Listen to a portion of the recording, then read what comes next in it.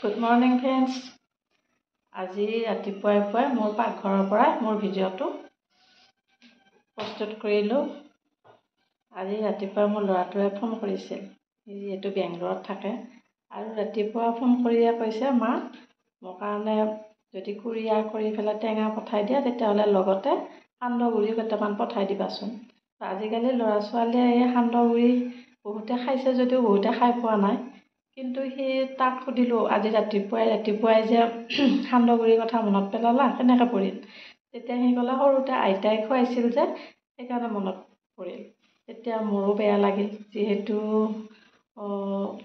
ময়ো তাক বনাই দিব পৰা নাই, কিন্তু আজি যেতিয়া ক'লে, গতিকে মইতো ধান উহাই বইল কৰি মই উহা চাউলৰে ভাত খাওঁ, গতিকে মোৰ চাউল আছেই উহা চাউলৰে সান্দহগুড়ি প্ৰস্তুত হয়।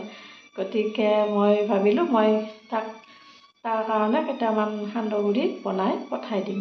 গতিকে আপোনালোককো ভিডিঅ'টো কৰি দেখাম, আপোনালোকে শেষলৈকে চাব। এতিয়া মই 1 কেজি 1.5 কেজিমান উহা চাউল লৈছোঁ, যিহেতু মোৰ আছেই।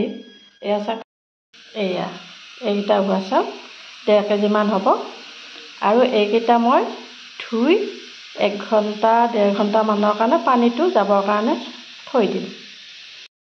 এতিয়া মই কেৰাহী পাতি দিলোঁ, আৰু এই চাউলকেইটা মই এতিয়া ভাজি ল'ম, অলপকৈ ভাজি ল'ম, কমকৈ। এয়া মই ভাজি আছোঁ, এয়া।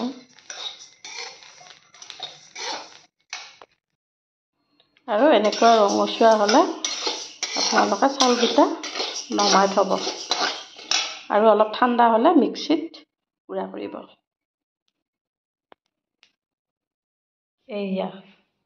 এয়া মোৰ সান্দহগুড়ি খুন্দা হৈ গ'ল, মই মিক্সিতে খুন্দিলোঁ। এতিয়া মই ল'ৰাৰ কাৰণেও দি পঠাম, আৰু আমিও অলপ খাম বাৰু। আৰু খোৱা ভিডিঅ'টো নেক্সট ভিডিঅ'ত দেখুৱাম। আৰু মোৰ ভিডিঅ'টো যদি চাই ভাল পালে আপোনালোকে লাইক, কমেণ্ট, শ্বেয়াৰ কৰিব। ধন্যবাদ।